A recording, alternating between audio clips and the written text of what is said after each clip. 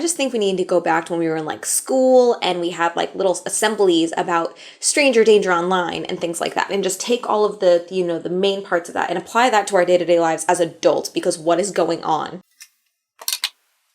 That's it. That's my intro.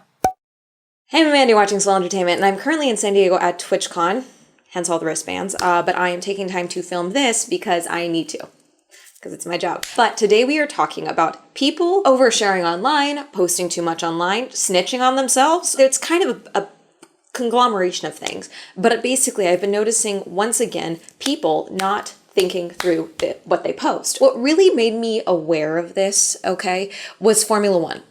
Stay with me. Don't worry, we're not going too deep into it. But there is this thing with press conferences with Formula One that, as someone who loves this sport, but also was raised by business people, okay, which makes me vaguely crazy, the lack of shutting up in Formula One is fascinating to me, especially from team principal, like the bosses of the team and things like that. And then just like higher ups at the team, okay? Everyone is way too comfortable just admitting that their car is bad. They go to to journalists and they're like, oh yeah, we're not going to be competitive. Our car is awful. Or we'll be happy to make it to Q3, which is top 10 placed on the grid before the race even starts. Forget the race. They're just trying to get to Q3, okay? Now, some of these cars, yes, absolutely, some of them are doing horrible. That's fine. But lie. At certain points in the season, some of these teams were struggling financially. And I'm like, what do you think a sponsor is going to do when they hear you saying that your drivers are ass and your car is butt? That doesn't really sound enticing to a sponsor. Like, just from a business perspective, long term, like,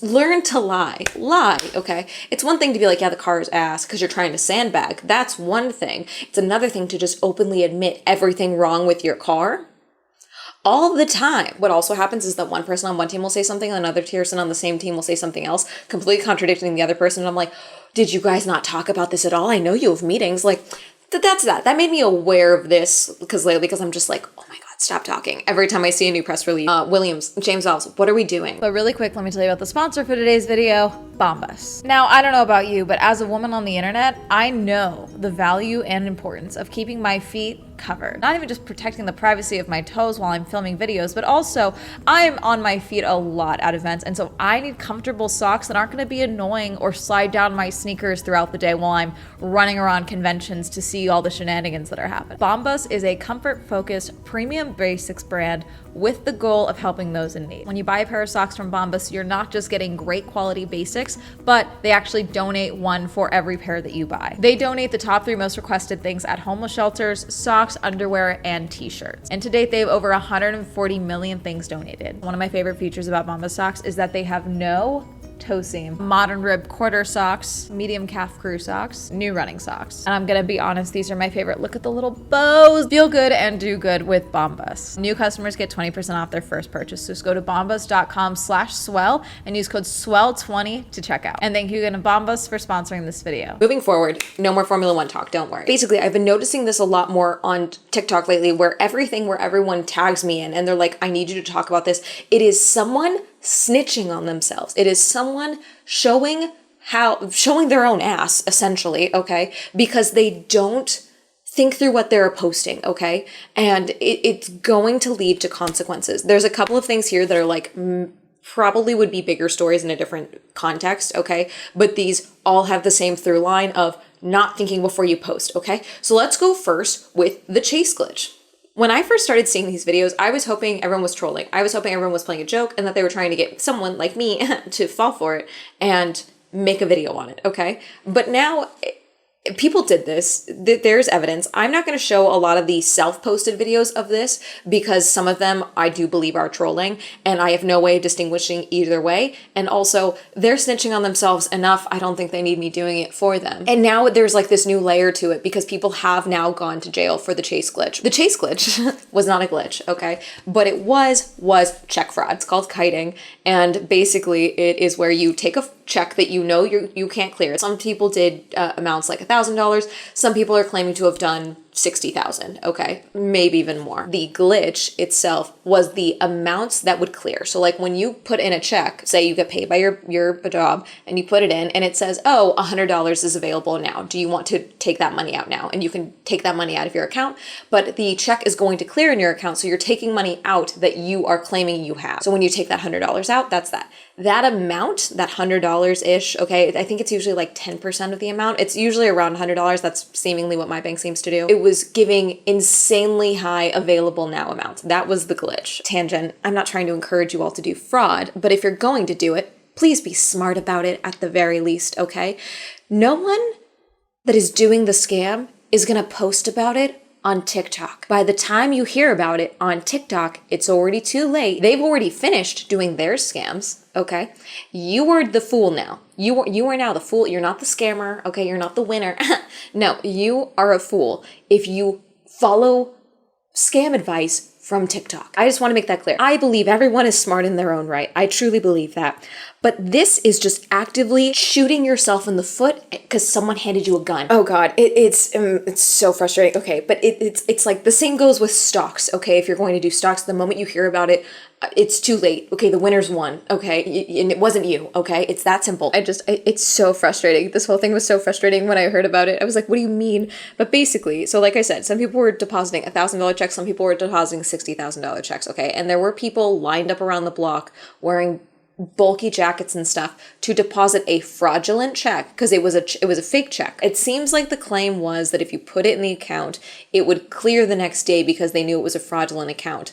The check was fraudulent, but the money would clear. Why would the money clear? Why would you take a check with fake information on it into your account associated with your name and in most instances, your social security number? Why would you think that putting a bulky jacket and maybe a face mask on would be able to protect your identity from the cameras of the ATM that you were doing this into, to then use in your own account? I'm trying not to be, I'm not trying to not be mean. I am being mean, but I'm also like, what are we thinking? There are videos of people lined up around a bank doing this, okay? Like, I forget the one people filming themselves or even asking, how do I do it without one woman? Oh my God, I'm not posting this video. I can't, because I have no way of knowing if she did it or not, and I don't want to be the one, okay? But she posted a video of her being like, so what are the details of this Chase bank glitch? Like, how can I do it and like protect myself? The answer is you can't. You don't do it. Some people did it because their partners told them to do it, and their boyfriends told them to do it or such, and into their account. Some people did it for their parents. Some people did it for their friends. I heard one instance of someone making a Chase account to do it. I don't know how verified that is, okay? But then, yeah, so, but a good chunk of people did this. None of the money ever cleared, okay? So basically what it was is the check would bounce, okay? Because it was a fake check, bad check, okay? So your $30,000 that you took out, you are now negative $30,000, okay? Problem is that a lot of people actually did have some money in the account, okay? So like, let's say they had $5K in there, okay, for rent and utilities and such or whatever. Yeah, that was all frozen. That was used to pay your balance. That's the bank's money now. My first thought was, why not put the money back if you took the money out? Because it sounds like in some instances, the full amount of the check is what was made in the red in some instances, but for the most part, it was what people took out. You see, a lot of people then went and got cars, some televisions. Some people went and got loans to show, oh, look at the money I have in my account, and got loans with fraudulent bank information. As someone with a lot of financial anxiety, like my whole chest is so tight just talking about this. A lot of people's accounts were immediately frozen, so even if you wanted to put the money back, if you still had it, you weren't going to be able to do it, okay? Some people have been pulled over for other instances and then have found out they've had warrants because of this. There are warrants being issued is what it sounds like. And over a certain amount, it becomes federal because this is JP Morgan Chase. They're going to chase you. There are now people who have now been arrested for fraud because of this, okay? And have been released and are now telling the stories online of their charges, okay, and how they have changed and fluctuated. Side note, just don't, that's not going to help a lawyer, because it sounds like very clearly, like if you used if your bank account was associated with your social security number, there is another number that like they can't always really trace. They will find you. You will probably say jail time to some degree, or at the very least a fine or something. Okay, is what it sounds like. Your job now is to find a lawyer to help you spend as little time in jail as possible. Talk to a lawyer. I'm not going to give you financial advice, but not always. Sometimes ignorance does help. My understanding with fraud is that they have to prove that you intended to defraud Chase by doing the glitch. We'll see how this goes for everyone, but I'm real worried. There's Chase employees now coming on that are due like customer service, and they're like sharing, these are the calls that we're getting. Like, people are frustrated and angry, and they're mad at us because we're telling them they can't get to the money that they had in their account before, and it's like, you defrauded the company. I have a hoodie that I got from CrimeCon 2 years ago, okay, that says, don't Instagram your crimes. We need a TikTok version of that. Also, I'm sorry. Some of these women in relationships, y'all are too trusting for me. I'm sorry. What do you mean you need me to deposit this check in my account? Where did you get a $60,000 check? A question? Maybe. If my dad handed me a check right now, I'd be like, where did this come from? What is this? No. I'm really worried. Okay, I gotta move on. Okay. Let's talk about the key look. This is one person, okay? She almost got a full video, but I decided against it, only because she has now since stopped talking about the situation, but also the family involved, the couple involved. It does sound like they very much were not happy with the fact that their videos were posted in this way. And so I don't want to do like a full deep dive on this and like really highlight it. I want to talk about the situation because I do think that it's important to talk about, especially as someone who was, formerly in customer service and then also reviews events and things like that. But the key look is a hair and makeup stylist for weddings, okay? She does hair and makeup for brides and bridesmaids specifically, okay? And she posted a video to TikTok. I don't want to be at work today, but gotta get this smack. I've never been kicked out of anywhere, and I'm so worried. Like, I feel like in this industry, there's no space for me. If I book you for an event to do a specific service, I expect you to do that service and get the fuck on. Just because your boyfriend broke up with you or cheated on you, or you have an issue within your relationship, does not mean you can come and project at somebody else's wedding. I believe it was originally 3 parts. These videos are now also deleted from the Key Looks page. Other people have re-uploaded it, but like I said, because the bride and groom in this instance were seemingly the most upsetting part, it sounds like, was the further talking about it, but then also the posting of videos and special moments. We'll talk about that in a second, okay? So I'm just not going to include those here. Does the hair and makeup, and then she's like really vibing with the bride and the bridesmaids and things like that. And it sounds like it was like, oh, you can just kind of stick around type of thing. Like, just kind of like a passively like, oh yeah, you can stay a little longer, like no big deal, okay? And it sounds like she stayed and the rest of her team left because it was her and her team, okay? It later sounds like she was actually not supposed to be on site for this wedding, but she came anyways, and her team was supposed to just come, okay? But she came anyway to do hair and makeup and film and start vlogging. And apparently the bride made a comment like, oh, I thought about hiring like a wedding content creator, but I ended up not doing it. And so the Key Look, it seems like, decided that she was going to do the content. And she did stipulate that in her contract, it is agreed that she will be allowed to do content while doing the hair and makeup. Now, for weddings, this seems to be very common, especially nowadays. Vendors are, at the end of the day, independent contractors, self-employed like myself. So it's not uncommon for your stipulation to be like, oh, I need to be able to take content and things like that there. That being said, as someone who also has quite a few friends that are getting married right now, you have every right as the couple hiring the service to say, I'm actually not comfortable with that for whatever reason. And if they say, okay, well, I have to make content, then you need to find another vendor in that instance, okay? It's your day. You are hiring a vendor. If they're not the right fit for you across the board, I do think you should change your mind. That's just a side tangent here, but it's something that you should look at as well, because I feel like a lot of vendors across the board are using their work as their advertising at the same time, not just for like word of mouth and like doing a good job, but to get content for their socials and things like that, which is fine. That is totally valid. You should be doing that, but in this instance, within reason, okay? Because there was nothing here past doing the hair and makeup and things like that that warranted the Key Look staying, okay, to the extent that she did. So she stayed for basically everything, including the first look with the bridesmaids, the ceremony. leaving the ceremony, went to the reception to go look around. Thing is that she's not just like in the background, okay? She is in wedding photos, vlogging everything with her phone. Like the bridesmaids are seeing the bride for the first time and she's in the background of photos. During the ceremony, she is not just like sitting and filming off to the side. She is what looks like standing at the back of the aisle while the bride and groom are getting married. Found out later this whole thing was actually an unplugged ceremony, so no one had their phones out. Just her. She also kept asking them to do TikToks with her, including the fiance anthem, which I had actually never heard of, but I'm not engaged, so not surprised. She also mentioned in her videos that she had actually found out she'd been cheated on like a few days before the wedding and that she was not doing well. She kept sharing in her like little breakdown of what's happening of the footage, like her emotional state throughout it and that she'd been crying throughout the day as well. As a vendor, as a business owner, there's certain times where you have to realize you have to opt out. Like you have to walk away. With conventions as well, if I feel like I'm having a panic attack, I leave and I'm not even vending the thing, okay? If I was just crying the entire time, I would have to leave. And that's not me I'm not being paid to do a service there or anything like that. The point that the bride is like comforting her and things like that. She keeps saying like, oh, it felt like the laughter would never stop, like her vibing with the bridesmaids. She went and hung out with the groomsmen at one point. Why are you doing that? Why are you there? I don't understand. That has nothing to... If a bride and a groom go into a room and they close the door behind them, the last thing you should do is go into that room.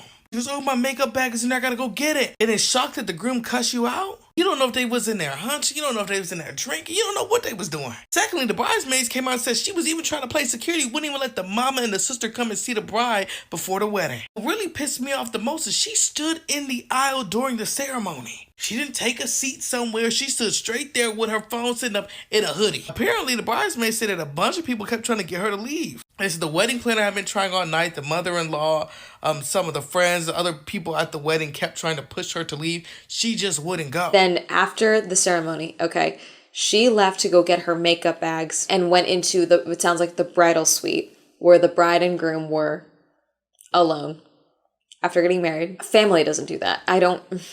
She said, can we finish another segment of the fiance anthem? And the husband said, no, I'm not doing another fucking TikTok, and snapped at her. And she turned to the bride, and the bride was like, well, you're not annoying me. He's just being cranky or whatever. And the Keelook starts crying again. Sounds like later the bride told her like, hey, I think it's time to go, or like something like that. She leaves and then talked herself into coming back to the reception, but had been asked to leave, basically. She does all this, okay, post these videos, while the bride and groom are on their honeymoon. Some of the bridesmaids come into the chat. TikTok, from the jump, even before the bridesmaids comes in, said, it seems like you overstepped. Why are you in the aisle? Why are you in photos? Why are you in these spaces? Why are you with the groomsmen when you're the makeup and hair artist? A lot of makeup artists started chiming in. They're like, what do you mean you stayed?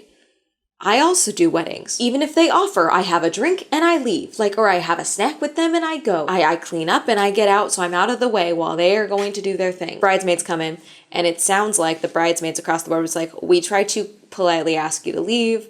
The bride is not confrontational, probably why she didn't say anything from the jump. It is also the groom's day.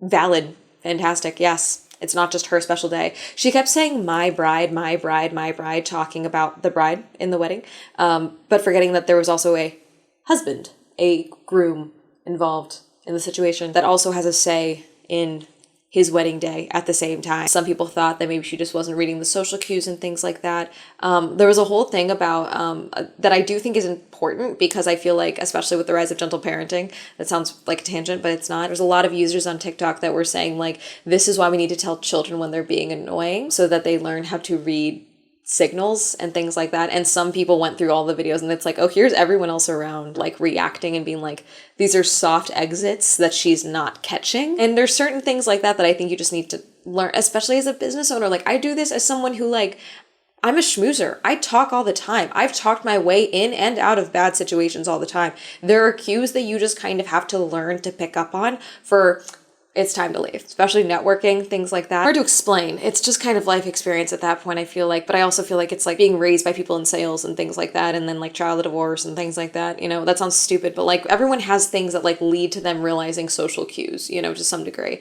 And then there's obviously instances where you can't understand those. Some people I did see making totally separate videos, where it was like, oh no, it's not that she couldn't read those situations. She was actively choosing to be a part of these special moments for this bride and groom. Like she wanted to insert herself in some way. Turns out another vendor came forward from the wedding that she did the day before, which she had mentioned in the initial videos that she had like 3 weddings that weekend or something like that. There's now been another content creator who has come out and said that she did the same exact thing at a wedding the day before. Claims like this has never happened before. Girl, it literally happened the day before. They show up on time. It's 3 people. 5 hair clients, 9 makeup clients, 4 wedding. They're supposed to start at 9. They're supposed to be done at 3. They proceeded to start late and run 2 hours over time because they were too busy making dinner plans, taking TikToks, and shooting the shit together. Being so eager to film the couple's private first touch that we then literally had to have a member of the family escort you off the premises. It does seem to have been a pattern. She did it the day before. I wish I could find the post, but I saw on my For You page today that someone posted a photo of her where she inserted herself into the bridesmaid's photo. Like she's popping her leg. She looks like she's one of the bridesmaids, except she's wearing all black. She seems to just want to be inserting herself into all of these couples' weddings. And it's like, that is not your job. The bridesmaids then, a few of them did go and do interviews on TikTok Live, it sounds like, or like not interviews, but like chimed in basically. They were like, hey, are you able to answer any questions from your side? Because obviously the bride is not on TikTok or whatever. She did chime in basically because the Key Look then kept making her own videos. An apology video that wasn't an apology video. She took that down. She has now made another apology video where she said she was going to put out her side of everything, but she apologized to the bride and groom and everyone that she affected. She did not say what she was apologizing for, which I always think is a concern. I wanted to come on here to apologize to the couple that I worked with last Saturday.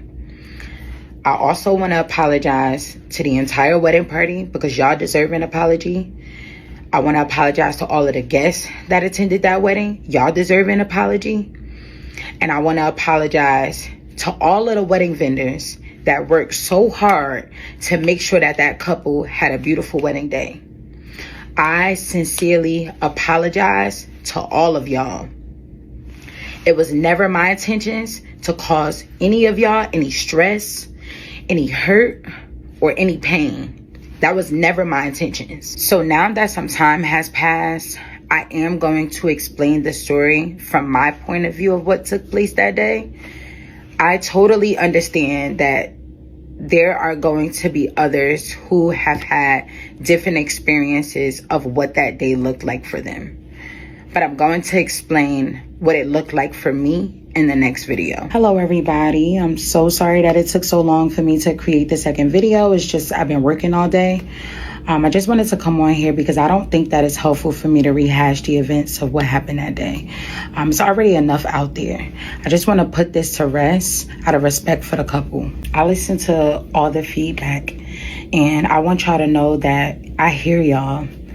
I take full responsibility for my actions, and I definitely recognize that there are things that I could have done better in this particular situation. Other videos talked about how she just becomes like very close with her brides and things like that, that she likes to make friends with the bridal party and things like that. And it's like, that's fine. It's fine to be friendly and personable and charming with your clients. That's fine. But it's knowing when to realize this is the professional boundary. This is now a special day for friends and family, and I am not included in that because I was paid to be here to do a job, and my job is now done. It is time to go home. My whole point with including this is, again, the posting online and seeming to keep wanting to have the last word. A few days ago at the time we were recording this, she now finally has put a video out saying, I've decided I'm not going to keep drawing this out and like make a full video. I'll post that here. It seems like she's taking a breather and things like that. And a lot of her makeup, her work is very good. Her work is stunning. So I hope that this isn't like, I don't think this will like nuke her business or anything like that, but I just hope that she starts, you know, really learning some more professional boundaries when it comes to working with weddings and things like that, because she does great work. The work is stunning. I think if she was just kept putting out videos to be like, someone's going to say that I did the right thing, that I was right, they were wrong. And that was never going to happen. You inserted yourself past your professional boundaries in someone's special day. two people's special day. Then you took it to TikTok. And the thing that seemed to really bother people is that, like I said, it was an unplugged ceremony. They never even got the videos or photos back yet. This was all posted publicly online before the bride and groom and the wedding party, anyone could see anything from the wedding because they hadn't gotten it back yet. That, at the very least, when it comes to weddings, that's like a bridal shop posting the dress that you bought and tagging you in it. And whether you believe in like, oh, I don't want to show, my partner, my fiance, like what my dress looks like beforehand, whether you believe that or not, that's crossing a line, You wait until after the wedding. Boundaries were crossed, and I don't know why you put this on the internet. I don't know what you thought you were going to get out of this, but I just want us to think before you post, because in this instance, it was directly going to hurt your pockets. Like, someone probably canceled. I would not be shocked if they lost work over this, the key look. I would not be shocked. Anyways, next person. There was this woman, who on her private account, I'm not sure if it was private at the time. Now it's private. I can't see these initial videos. It sounds like her account was always private though, from what I've found, and it's like people just followed her.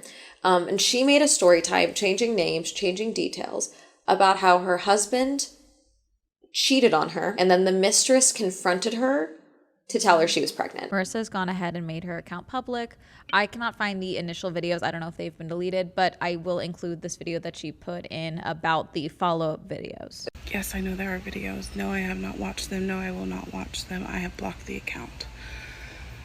I have been no contact for a few days now, and it has not gone well, and that's why that's why we are where we are today. Talked about this in another one of my videos about like who the F did I marry multi-part story video, about you have the right to share your stories, okay?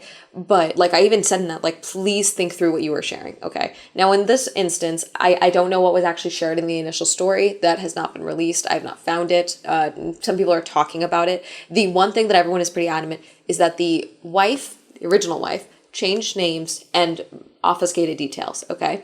However, the mistress, because she herself calls herself that, I thought it would be a really great idea to tell a multi-part story about how she, yes, stole this woman's husband and then confronted her, including sharing the audio of her confronting her in her driveway to tell her that she was sleeping with her husband and also that she was pregnant. The series also includes videos from the husbands saying, this is why I left my ex and why he ended his relationship with mistress. 6 months ago, Marissa Henderson took to TikTok saying that she was cornered in her driveway by her husband's mistress, and the mistress was telling her that she was pregnant.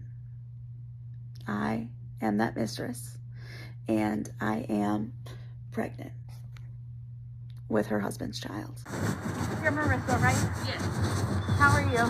How are you? I'm good. It's chilly out here. I didn't expect it to be quite so cold. We have kind of a private conversation we have to have. If you want to go inside, that's fine, or if you want to step in my car. I mean, it's just kind of weird. I know you don't know me. Yeah. But, I mean, I'm guessing you don't want to. It's kind of weird, like, especially because you look really cold, but I promise I'm not here to, like, hurt you or anything like that. Okay. But I do have to tell you something. Okay. And I'm really sorry because I know this is going to hurt your feelings a lot, but I've been seeing Bill for a while. Okay. I have a long history with him. I've known him since I was like 24 or 25. So we started seeing each other like a month and a half ago, maybe a little bit longer. And I'm pregnant. Okay. And yeah.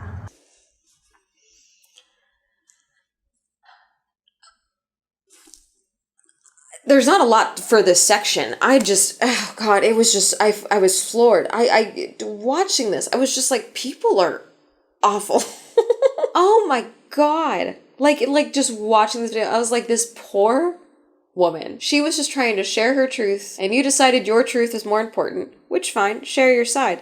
But like, to share the audio of you confronting her in her driveway of her home to tell her that you were sleeping with her husband and that he got you pregnant, Bravo would love that So much. Okay, that's that one. I don't know where that one really ended up, frankly. I was like, these people are awful, and I kept scrolling. I moved along. It's multi-parts, and I just thought, why would you do this? What was the point? And I think the ongoing issue here, because for a lot of instances here, okay, the key look was advertising her business, and then I think wanted sympathy, okay? The Chase Glitch people, clout, the next person we're going to talk about, I think wanted sympathy as well. In this instance, I do think this was just like, I'm going to put my name right while also sharing worse details. Please think before you put, I think that's the thing as well. So many of these people that like are talking about this, it's like they're not content creators. And so they forget that like regular videos go viral on TikTok on occasion and like get all this attention. And I think that that's the thing that like floors me. It's like, even if you don't think that anyone's going to see it, like we talked about this years ago. Okay. I feel like this is less common now. I just saw a video now where a girl shared that her likes on Twitter are now also being looked at. When she was applying for a job, she got like a background check that included the likes of tweets that she liked.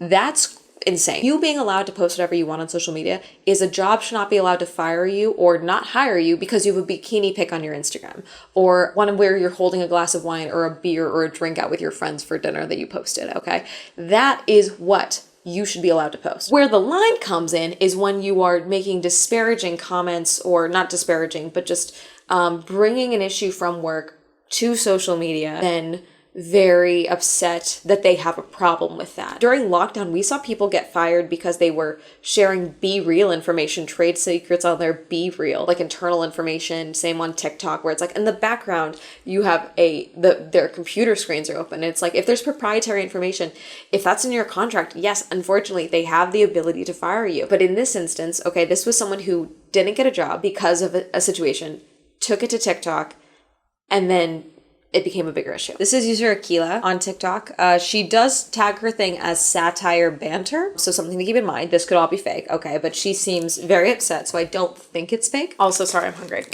But she is posting about her job of wanting to be a flight attendant and her experience with trying to interview for United Airlines. Update, I'm crying because I forgot my fucking passport, and they're talking about, oh, you can't apply for another year. I'm not applying in a year, bitch. I'm gonna be at another airline. Thanks. That's the whole video that she posted. She's crying. The comment section and said, well, that's on you. So you're crying, complaining, and mad at the airline for you forgetting your passport and then having an issue with the system. Grow up. You're acting entitled as fuck, and there won't be another airline. The very thin through line of this video is, why did you post that? And this is one of those instances where it's like, I think she had posted that she was going to be interviewing at United Airlines maybe, and that's why she felt the need to post this initially. But it's the posting why you didn't finish the interview. You simply could have just been like, the interview didn't go that well, but that's okay. I can reapply in a year, or I can, look at other options. But I'm gonna like keep my options open or something like that. You can even be crying. I get being upset. That's fully valid. But sharing, I forgot my fucking passport, and then also that you're just going to abandon United Airlines and go to another airline. My dad and I have this line, stack in private. Don't tell people, what you're making, where you're making your money, things like that. Like, just kind of stack in private. Move in silence is also another part of that. You don't need to tell everyone what you're doing, and you especially don't need to tell social media what you're doing.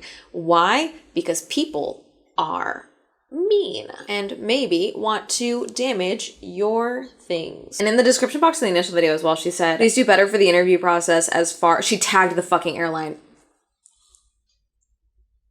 I didn't see that part initially. Oh God, why? Because even then it wasn't a no, it was a you can reapply in a year. People talk, especially in an industry like aviation, and then a lot of people were basically saying like, I don't know why we're making such a big deal about the passport. Even for passengers, people were like, oh, well, you can just go to the embassy if you don't have your passport on a flight. And it's like, I don't know all the rules of flight attendants and like people in aviation and things like that. Okay, I'm not gonna pretend to sit here and do that. But I know that a lot of jobs now especially are starting to crack down on social media. I also remember there was this YouTuber that I loved her content. I have to find her videos. I'm assuming, I don't know if she still makes content, but she was a flight attendant. We met years ago before lockdown at VidCon actually, because we met at a travel creator thing because she wanted to get into doing more travel content within her flight attendant stuff. And she had said like, oh, I'm allowed to vlog certain things, but like certain things I'm not. We haven't talked since. We were never close. We just literally one little mixer thing. I'm blanking on her name. I'm gonna have to find her content. I'm assuming her videos are still on YouTube. Since then as well, a lot of other flight attendants have come out and been like, yeah, I don't know why you guys think that, like, United is very strict about content. Someone said, like, I think American Airlines is the only one that's, like, not super weird about it, for, like, vlogging your days and things like that. Apparently there's also a bunch of fake flight attendants, like flight attendants who were flight attendants and then were fired, but then they keep trying to make flight attendant content.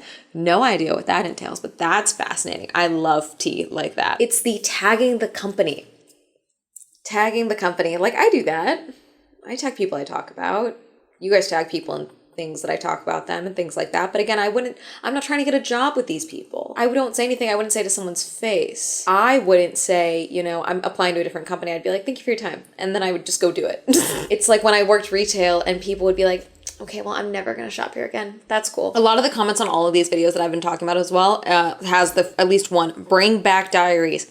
We need another resurgence of journaling. We need more journaling YouTubers and influencers on TikTok and such, like actual journaling, not just here is my breakdown of everything that's pretty in my day. We need daily journal prompts. I'm giving you content, daily journal prompts. What is the worst thing you did today? Things like that. So people stop posting like this, okay? Because again, it's like, it's hurting your future prospects. Maybe you never want to be a flight attendant again. Other companies will be like, hey, so like, you know, post a video adding us. I now, as a YouTuber, okay, I go to a party, it's like, are you gonna make a video on this? Are you gonna review this? No. But that's something I now have to live with. That's something that I've done to myself. Or I have friends' events that I go to and they're like, do not review this. Okay, I wasn't going to, but okay. Your social media is part of your reputation. Do whatever you want, okay? Just don't post it, except for the key look. Please leave once your job is done. Please don't steal money from Chase. Like, please don't confront your boyfriend's wife. Like, please don't. There's so many more. There's like these nerds or something that like scammed a bunch of money from a Bitcoin wallet. Like went to like a bottle service thing and was like, who wants a Birkin? To like try and get girls. They did it all to try and get girls. And guess what? The girls still didn't want them. Why? Because it's not money, it's your personality. That's going to be it. I'm gonna have a lovely day. I'm gonna go to TwitchCon. But you know what else I'm gonna do? Other things I'm not telling you about. Why? Because I'm gonna move in silence, okay? Please think before you post. Please think more than just, will this get likes and views? And if you're fine with, oh, I'm going to be this type of content creator and you're fine with that reaction for the rest of your life, totally cool. But also remember that the government may also be watching. Potential employers may also be watching. You know, I know that because of the content I've made, my possibilities of jobs, if I were to ever pivot, you guys were supposed to hate me tomorrow or anything like that, my job possibilities has gone down immensely. I could maybe work at Google or YouTube, maybe. Because I do think they would be the only ones who would enjoy my insane, ridiculous depth of knowledge of niche internet things. I do think it would just be them. Have you overshared on the internet? Don't tell me what it was. Don't tell me. Bring back secrets. Bring back too much information. Bring back diaries, journaling. If you guys want me to start tweeting out, you know, Swell's journal prompts, let me know. Comment down below. Reminder, I stream on Twitch. Reminder that Swell Entertainment is now available on Spotify. Reminder to use code SWELL for 10% off on gamer subs. Shout out to my channel members. You'd also support me on channel memberships. You can click the join button down below. And reminder, if you'd like to follow me on all social media, that'd be all up here. And that's going to be a hell of a day. Goodbye.